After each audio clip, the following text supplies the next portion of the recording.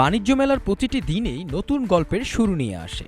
এইবার সেই গল্পের এক গুরুত্বপূর্ণ অধ্যায় হলো জেএমজি ফার্নিচার, যারা তৃতীয়বারের মতো মেলায় অংশ নিয়েছে। 2026-এ সহ আমরা বিগত 2টা বছর আমরা করেছি, এইবার সহ আমরা তৃতীয়বার বাণিজ্য মেলায় অংশগ্রহণ করেছি।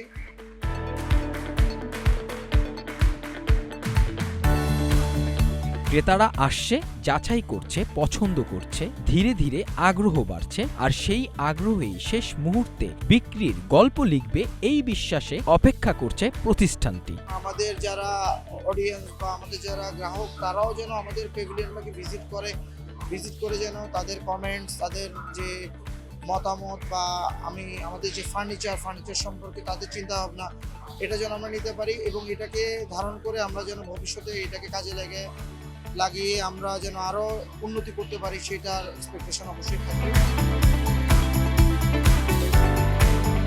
বিগত যে দিনগুলো আমরা পার করে এসেছি, এই টাইমটা তো খুব চ্যালেঞ্জিং ছিল, আগেই বলেছি আমরা আমাদের একটা এক্সপেকটেশন থাকবে যে এই সামনের দিনগুলোতে যেন আমরা খুব ভালোভাবে একটা দিন পার করতে পারি, আমাদের বিক্রয়ের যে ভলিউমটা এটাকে যেন আরো বুস্ট আপ করতে পারি।